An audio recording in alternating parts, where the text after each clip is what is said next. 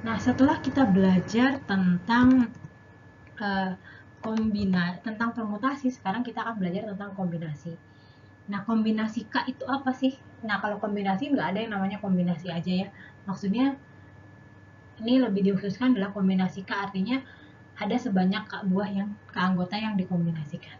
Nah, apa itu kombinasi K? Yaitu misalkan kalau kita punya X himpunan berhingga nih, sebuah kombinasi K adalah susunan terurut, kalau tadi urutan harus dipastikan, dari K anggota berbeda dari X, yaitu himpunan semua subhimpunan, saya sebutnya subset atau himpunan bagian, yang banyaknya himpunan bagian itu adalah K. Subset K itu adalah himpunan bagian tapi banyaknya harus K dari X, dia dinotasikan dengan XK. Oke. Nah, jika banyaknya X adalah sebanyak N, maka kita menotasikan ini NK itu banyaknya XK. Oke. Nah, kalau saya buat lebih mudah mungkin ya. Ketika saya punya bilangan 1, 2, 3,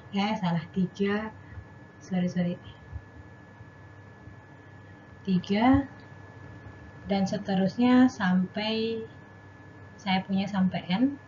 Oke.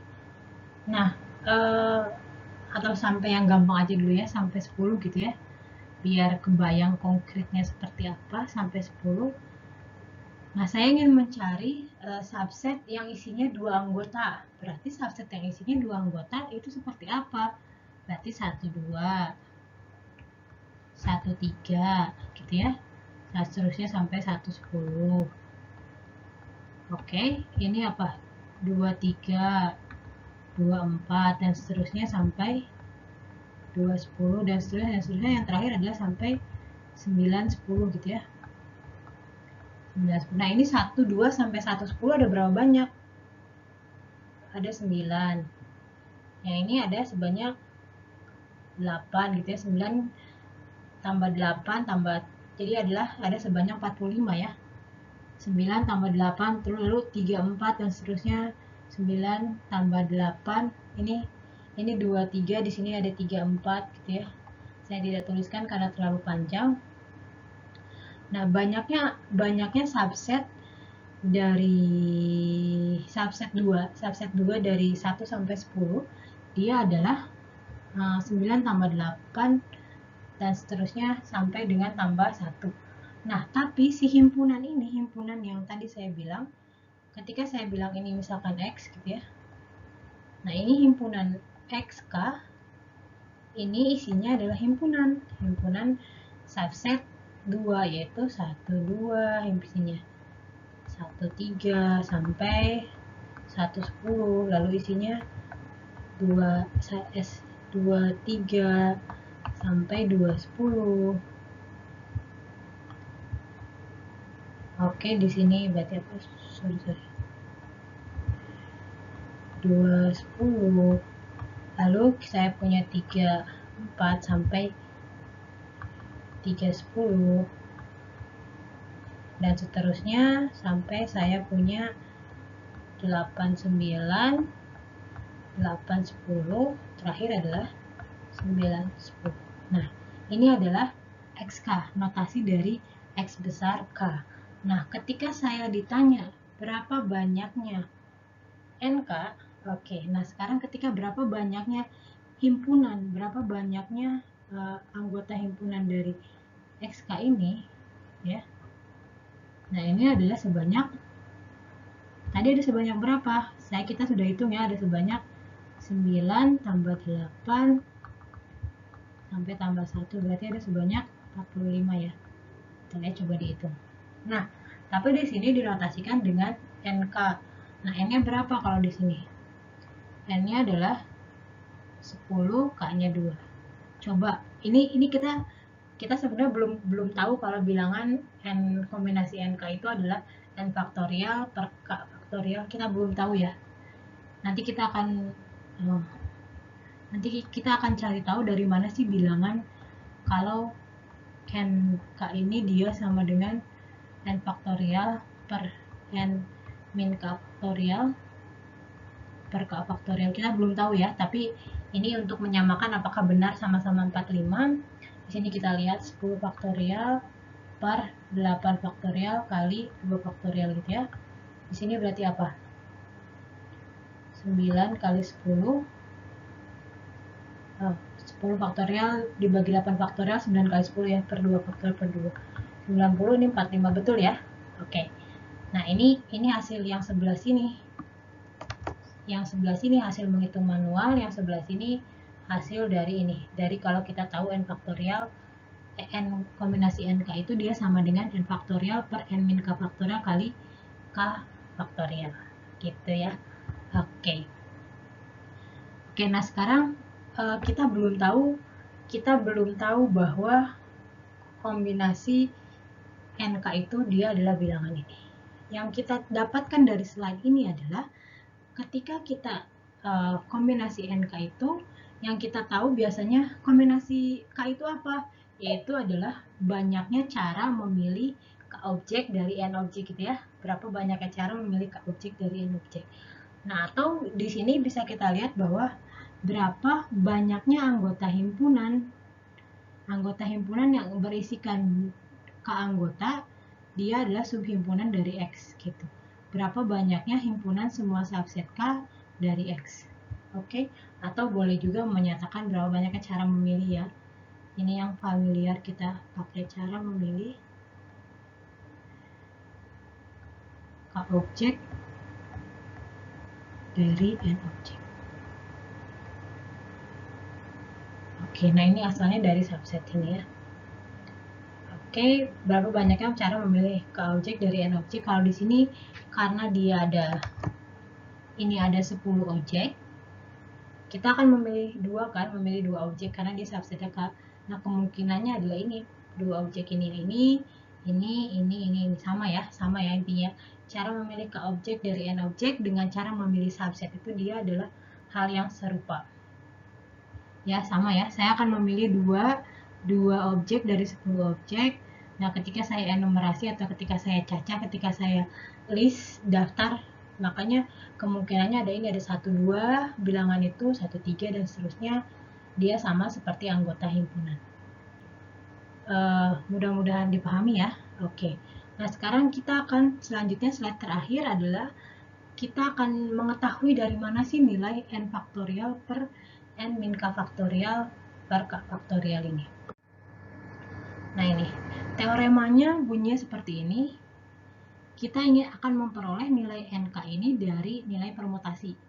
Jadi kita akan memperoleh nilai kombinasi ini, kombinasi k dari n ini, kita akan peroleh dari permutasi. Jadi yang pertama ingin kita buktikan adalah permutasi ini. Jadi teoremanya bunyinya seperti ini. Kalau kita punya k dan n bilangan asli, maka si PNK ini dia akan sama dengan kombinasi NK dan dikali dengan K faktorial. Oke, sekarang kita pandang ke apa sih dari PNK ini. Kita pandang tadi ya. PNK ini apa tadi? Fungsi injektif F dari 1 sampai K. Oke. Yang dipetakan ke himpunan X dengan banyaknya X adalah N. Oke, nah tadi kita tahu bahwa nilai PNK, yang kita tahu nilai PNK berapa tadi? PNK dia adalah sama dengan N faktorial per N min K faktorial. Oke, nah sekarang bagaimana kita bisa menyamakan fungsi injektif ini dengan tadi kita banyaknya cara memilih ke objek dari n objek gitu ya. Nah, selain tadi cara yang tadi, prosedur yang tadi, kalau kita memilih PNK itu kita memetakan, mencari kemungkinan yang F1 berapa, F2 berapa, kemungkinan n kali n min 1 kali sampai dengan n min k plus 1 gitu ya.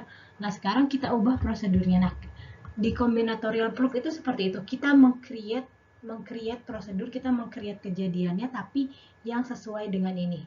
Nah, kita ubah prosedurnya seperti ini. Kan saya jelaskan dulu, kan ini kan dia di sini ada 1 sampai K ya, tapi di X ini ada sebanyak N. X1 sampai Xn. Nah, karena N ini lebih besar daripada K gitu ya, berarti di sini ada yang tidak terpakai di X1 karena dia fungsi injektif, fungsi 1, berarti di himpunan X ini ada yang tidak punya prapeta. Di himpunan X ini ada yang tidak punya prapeta dari F. Gitu ya, dari F ini di himpunan X ada yang tidak punya prapeta dari F di 1 sampai dengan N. Nah, langkah pertama adalah kita memilih himpunan yang tidak punya prapeta tersebut. Oke. Kita memilih himpunan yang tidak punya prapeta tersebut. Oke, berapa banyak himpunan yang tidak punya prapeta? Adalah N min K himpunan ya. Oke, sorry. Saya ulangi, kalau tadi saya ulangi, ada himpunan yang tidak punya prapeta. Tapi yang ingin kita hitung adalah himpunan yang punya petanya saja ya. Berarti himpunan yang punya petanya. Oke, di sini.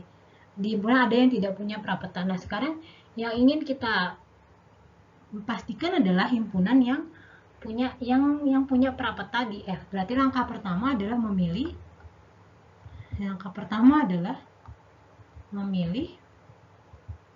K anggota di X yang akan punya prapeta dari F gitu ya. Nah, berapa banyak cara memilih K anggota di X? Nah, K anggota di X itu ada sebanyak N, berarti ada berapa cara? Ada N K cara ya. Oke, betul ya, NK cara. Nah, yang kedua adalah setelah kita punya keanggota, nah kita kan sedang mencari fungsi injektif ya. Nah, cara kedua saya di sini ya, cara kedua adalah mencari fungsi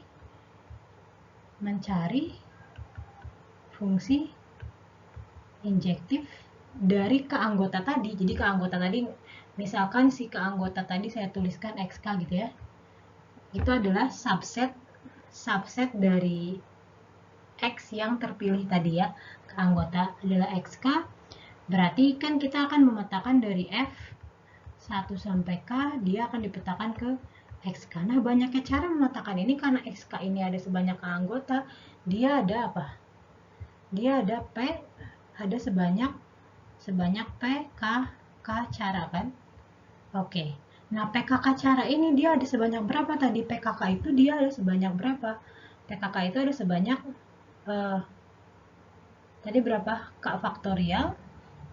Berarti kan tadi PNK itu N faktorial per N min K faktorial. Berarti kalau PKK K faktorial per K min K faktorial. Berarti sama dengan K faktorial per 0 faktorial sama dengan K faktorial.